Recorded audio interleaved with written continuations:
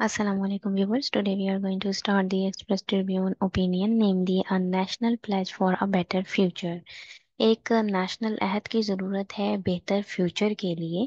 ठीक है, अब ये जो ओपिनियन है इसको हम डिफरेंट डोमेन्स में देखेंगे। ठीक है, बेसिकली इसमें बात की जा रही है कि नेशनल लेवल पर अहद किया जाए ताकि हम एक बेहतर फ्यूचर की तरफ जा सकें। ठीक है, इसमें आपको डोमेस्टिक डोमेन भी देखने के लिए मिलेगी। आप इसको डोमेस्टिक डोमेन या नेशनल डोमेन कह सकते हैं। उसके अलावा आपको रीजनल डोमेन में भी यहाँ पर आपको इसमें बहुत सी चीज़ें देखने को मिलेंगी। और उसके अलावा इंटरनेशनल लेवल पर भी हम इसको देखेंगे, अंडरस्टैंड करेंगे। अगर हम नेशनल डोमेन की बात करें तो मैं आपको थोड़ा सा क्रक्स इसका समझा देती हूँ। उसके बाद हम इसके जो मुश्किल टर्म्स हैं वो अंडरस्टैंड करेंगे और फिर मेन क्रक्स देखेंगे और फिर इसको थॉरोली भी अंडरस्टैंड कर लेंगे। ठीक है, तो मेन हम अगर इसकी डी कोडिंग करें, टॉपिक की या अंडरस्टैंडिंग करें, तो तीन लेवल्स पर हमें नज़र आ रहा है, नेशनल पर, रीजनल पर और इंटरनेशनल लेवल पर। ठीक है, अब हम सबसे पहले नेशनल लेवल ही देख लेते हैं। तो नेशनल में पाकिस्तान आ जाता है। तो पाकिस्तान के हवाले से वो यही बताएंगे राइटर इसके अंदर कि पाकिस्तान में डेमोक्रेसी का होना बहुत ज़्यादा ज़रूरी है, सही मानों में डेमोक्रेसी का होना। क्योंकि अगर हकीकी मानों में डेमोक्रेसी होगी, लीडरशिप स्ट्रांग होगी, लीडरशिप के स्ट्रांग होने से इकोनॉमी पे काम करेंगे लीडर्स, लीडर्स इकोनॉमी पर जब काम करेंगे तो इकोनॉमी स्ट्रांग होने के साथ साथ आपकी सिक्योरिटी पर खुद ब खुद इफेक्ट पड़ेगा। ठीक है, क्योंकि इकोनॉमी के स्ट्रांग होने की वजह से लोग भी कंटेंटेड हो जाएंगे, अपना ट्रस्ट उनका डेवलप हो जाएगा अपनी स्टेट के ऊपर। ठीक है, तो इस वजह से सिक्योरिटी में भी खुद ब खुद फर्क पड़ेगा, फिर आपकी डिप्लोमेसी में फर्क पड़ेगा, आपके ताल्लुकात बाहर बैरूनी ताल्लुकात भी बेहतर हो पाएंगे। अपने रीजन के अंदर रहते हुए, अपने मुल्क के अंदर रहते हुए ही आपके चारों सूबों के दरमियान एक यूनिटी कायम हो जाएगी और इसी तरह से डेवलपमेंट की तरफ मुल्क जा सकेगा। ठीक है, उसके अलावा हम अगर रीजनल डोमेन की बात करें तो रीजनल डोमेन में इधर से हमें क्या सीखने को मिलेगा, इसमें आपको टाइज बताए जाएंगे, चाइना के टाइज पाकिस्तान के साथ, कि पाकिस्तान किस तरीके से अपनी इकोनॉमी को स्ट्रॉन्ग करके, जो कि डोमेस्टिक लेवल पर, नेशनल लेवल पर इकोनॉमी पे अगर काम करता है तो वो अपने टाइज और ट्रेड के जरिए से बेहतरी और भी ला सकता है इकोनॉमी में, चाइना के साथ टाइज बनाकर। ठीक है, उसके अलावा इंडिया और पाकिस्तान के जो रिलेशन है उसमें काफ़ी कशीदगी है, कश्मीर डिस्प्यूट की वजह से भी।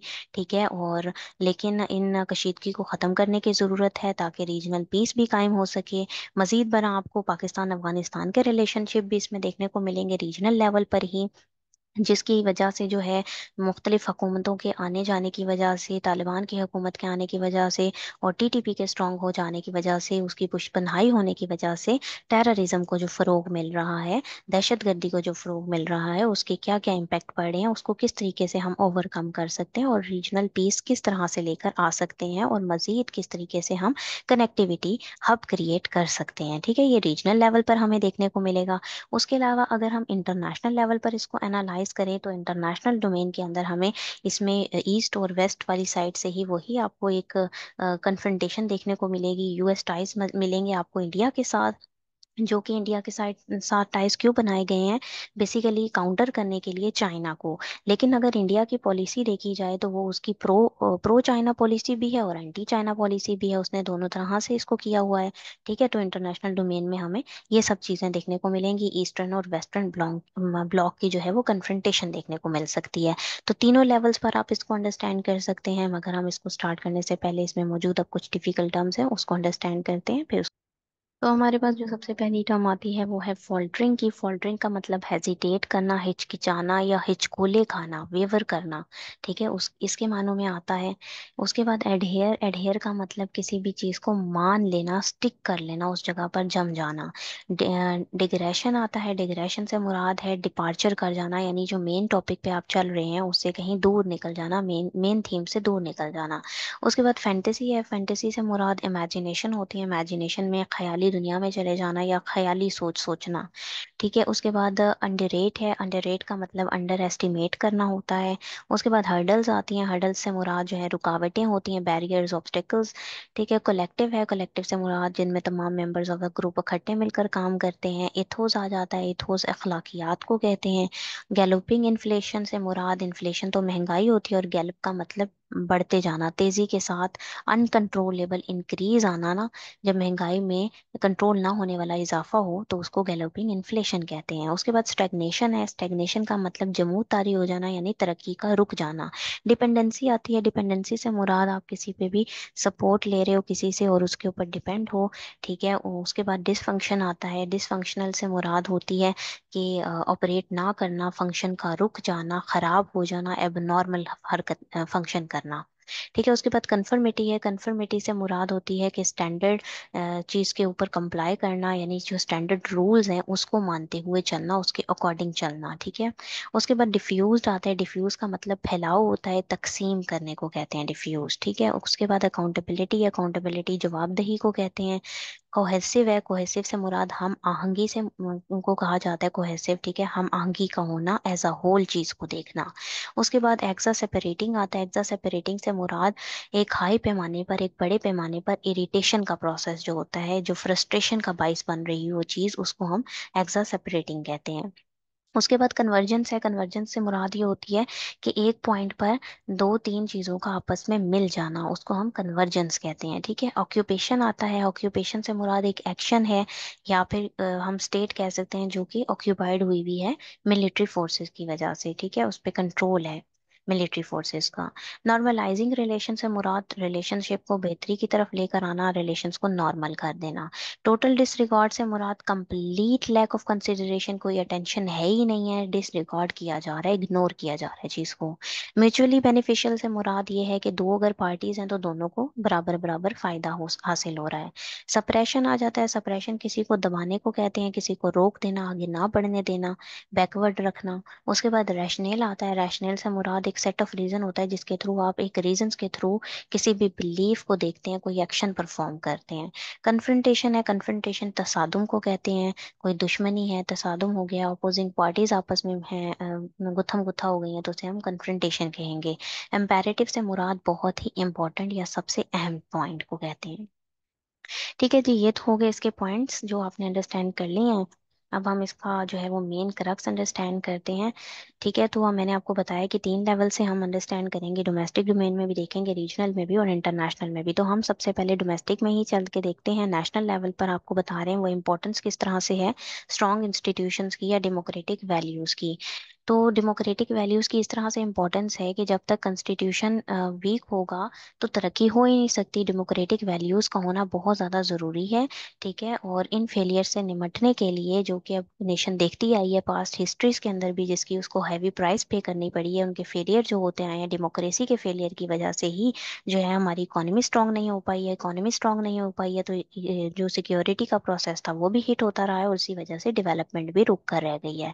उसके बाद अपकमिंग इलेक्शंस की बात यहाँ पर बेसिकली होगी, ठीक है। डेमोक्रेटिक एथोस यानी जो जमहूरी अखलाकियात हैं वो जुड़ी हुई हैं अपकमिंग इलेक्शन से, क्योंकि अपकमिंग इलेक्शंस में ही ये तवक्को की जा रही है, मुतवक्को है कि आने वाली जो गवर्नमेंट है वो कमिटमेंट करेगी, डेमोक्रेटिक प्रिंसिपल्स को लेकर चलेगी और प्रॉपर एडहेयर करेगी वो डेमोक्रेटिक अखलाकियात को। और ये न्यू ईयर एक वादा होना चाहिए, एक अहद होना चाहिए कि collective good of the people के लिए वो काम करेगी, यानी तमाम लोगों के लिए की बेहतरी के लिए वो काम करेंगे। अब जब वो काम करेंगे, डेमोक्रेसी स्ट्रांग हो जाएगी, तो उनके स्ट्रांग होने से इकोनॉमी भी हमारी बेहतर हो सकती है। लेकिन फिलहाल हमारे पास इकोनॉमिक चैलेंजेस हैं, क्या हैं?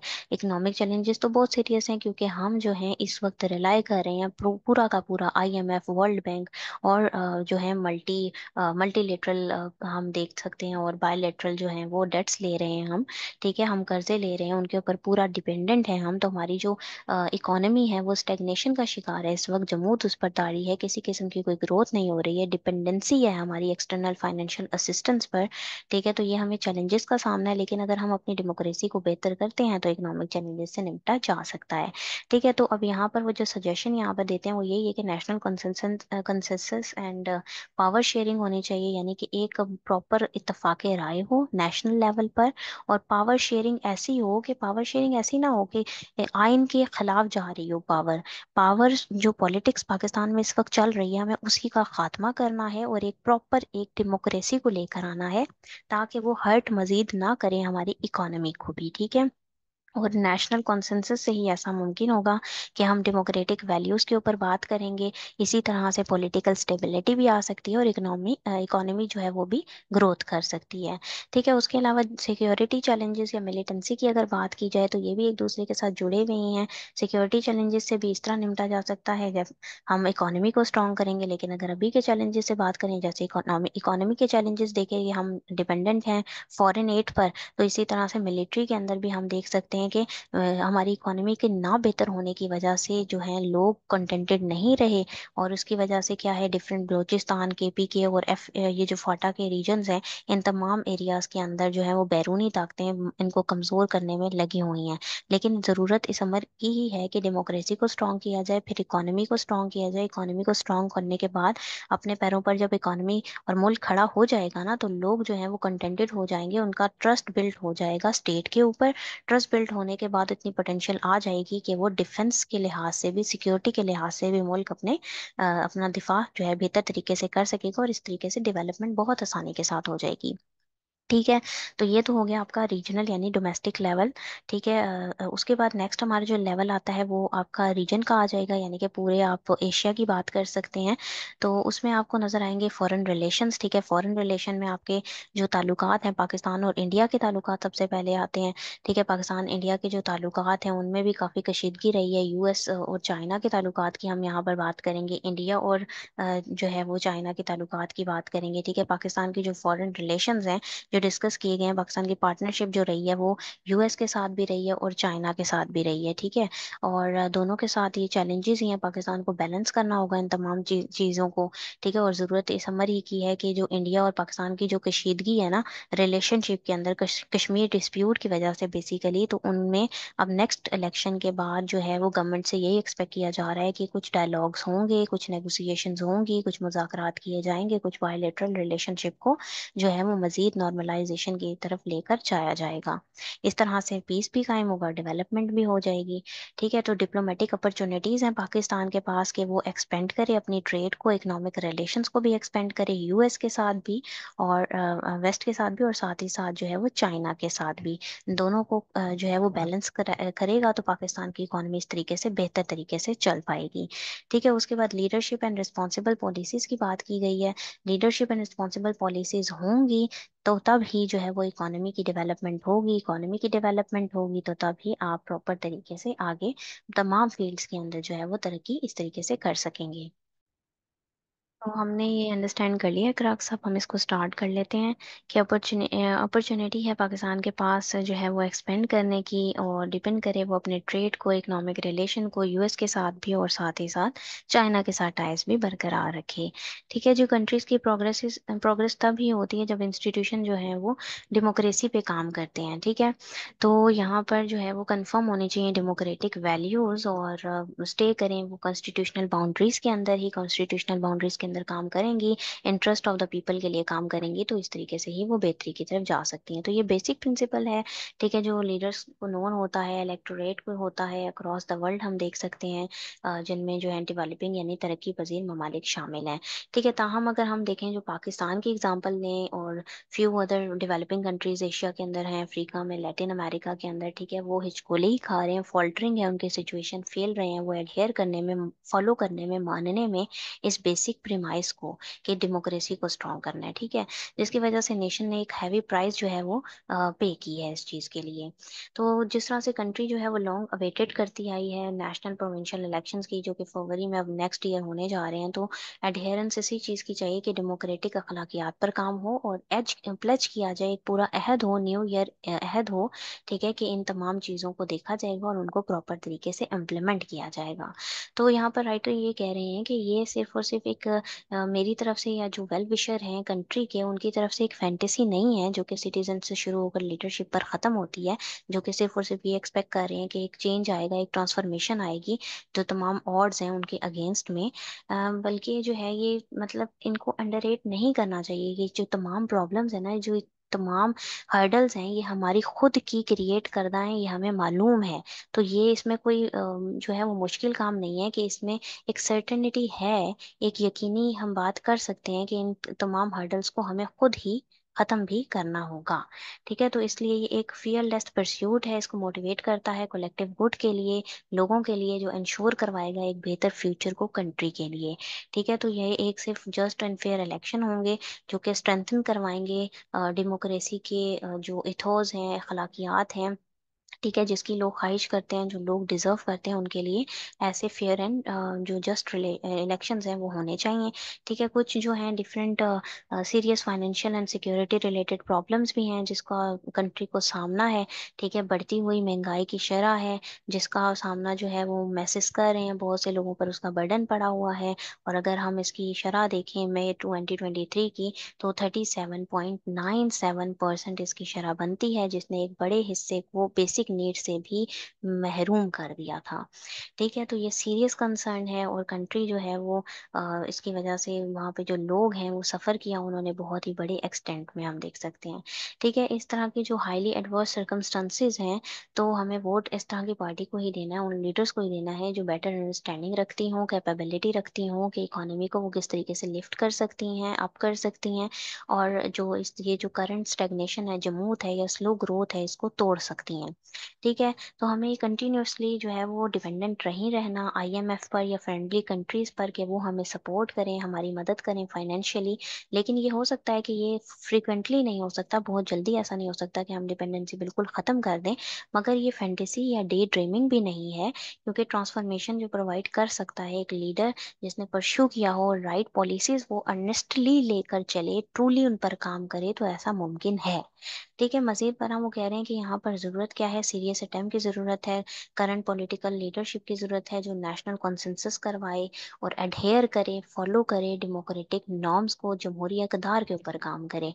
ठीक है, जो प्रेजेंट पावर शेयरिंग सिस्टम चल रहा है, पावर पॉलिटिक्स की वजह से जो आईनी हदूद और पावर पॉलिटिक्स के अंदर जो एक तजाद नज़र आता है ना, उसकी वजह से डेमोक्रेसी जो है, जमहूरियत जो है वो डिसफंक्शन हो गई, डिसफंक्शनल अपना किरदार उसका खराब हो गया, जिसकी वजह से हर्ट किया उसने इकोनॉमी को भी और नेशनल इमेज को भी उसने लोअर किया है।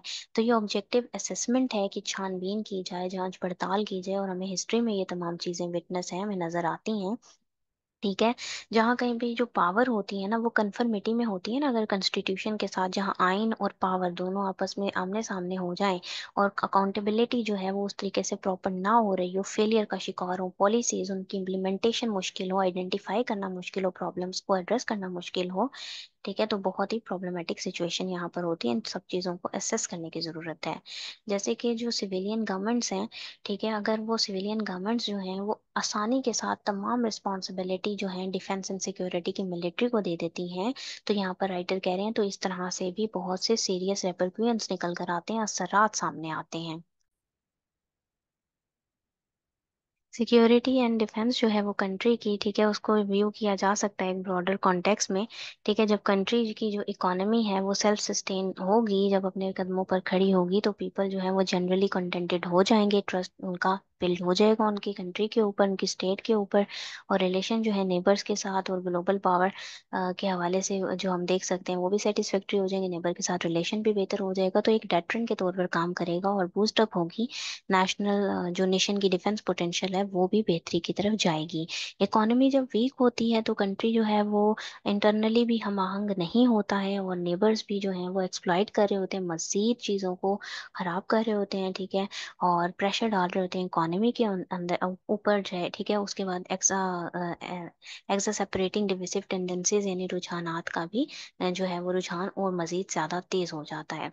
ठीक है, तो ये एविडेंट है, यहाँ पे हम देख सकते हैं बलूचिस्तान के अंदर, केपीके के अंदर, एफए फाटा के अंदर, ठीक है, फाटा रीजन्स के अंदर हमें नज़र आ रहे हैं ये तमाम टेंडेंसीज जो कि डिवाइड करने के लिए हैं। ठीक है, डिफरेंट हम बैरूनी ताकतों को देखते हैं कि वो इन्वॉल्व हैं।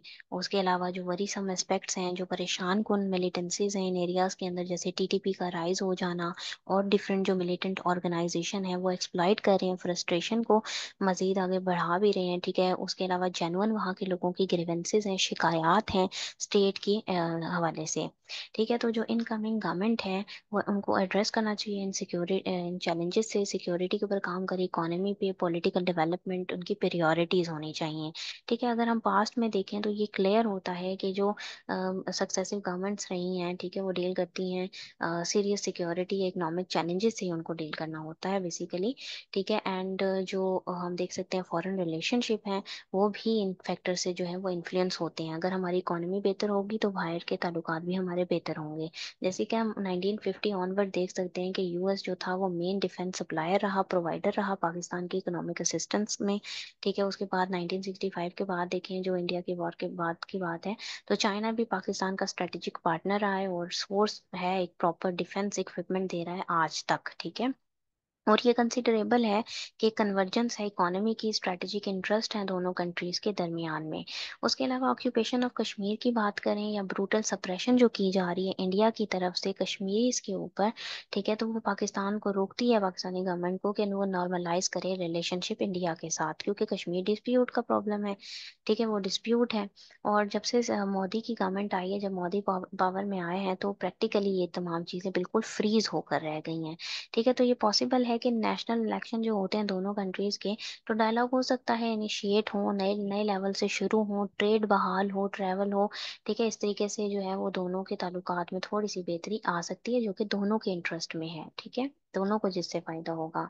तो पाकिस्तान की जो सपोर्ट है तालिबान के ऊपर, अब यहाँ पर अफगानिस्तान के इशू को ये डिस्कस करें, ऊपर हमने इंडिया पाकिस्तान के रिलेशनशिप देखे। ठीक है। तो यहाँ पर वो तालिबान की बात करें कि पाकिस्तान की जो सपोर्ट थी कि तालिबान की गवर्नमेंट आएगी तो उनकी एक्सपेक्टेशन यही थी कि काफ़ी बेहतर होगी, अंडरस्टैंडिंग काफ़ी बेहतर हो जाएगी सिक्योरिटी इंटरेस्ट के हवाले से। ठीक है।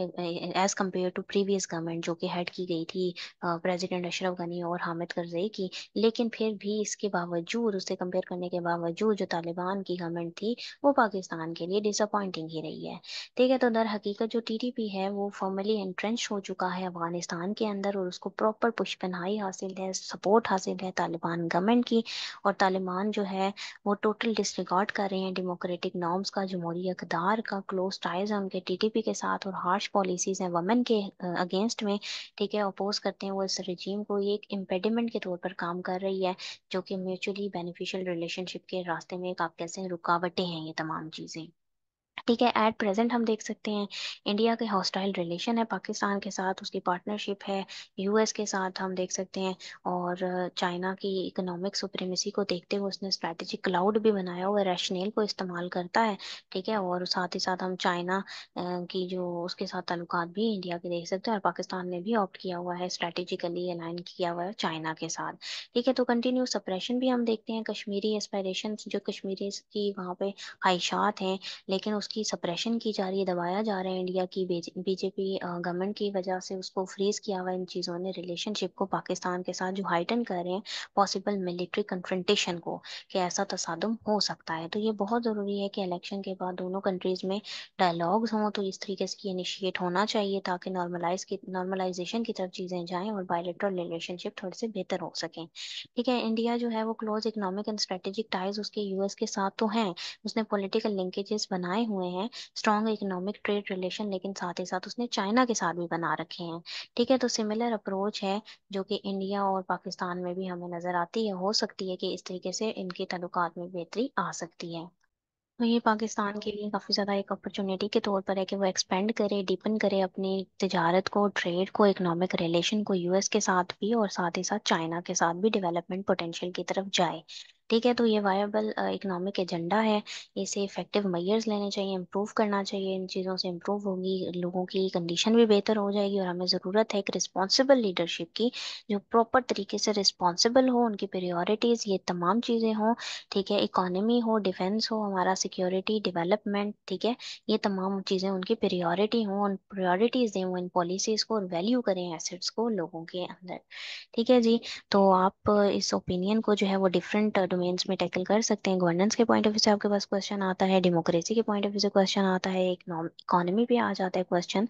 ठीक है। तो आप इस हवाले से इसको नेशनल लेवल पर हल कर सकते हैं। उसके अलावा आप देख सकते हैं कि करंट अफेयर में आपके पास जो है वो पाकिस्तान इंडिया के रिलेशनशिप भी हैं, चाइना पाकिस्तान का रिलेशनशिप भी है, पाकिस्तान अफगानिस्तान का रिलेशनशिप भी है, तो उस डोमेन में भी हम इसको टैकल कर सकते हैं। और अगर इंटरनेशनली ले लिया जाए इसको, तो फिर यूएस और इंडिया के रिलेशन काउंटर करने के लिए चाइना को उस हवाले से भी इम्पोर्टेंट है, और पाकिस्तान पाकिस्तान का उसमें क्या किरदार और पाकिस्तान पर उसके क्या क्या इफेक्ट पड़े हैं, तो उस सेंस में भी हम इसको देख सकते हैं, अंडरस्टैंड कर सकते हैं। ठीक है, टेररिज्म के पॉइंट ऑफ व्यू से भी ये इंपॉर्टेंट है। और ये था इसका एनालिसिस। अगर आप लोगों को ये पसंद आया तो काइंडली इसको लाइक कीजिएगा, शेयर कीजिएगा। Thank you very much. Allah Hafiz.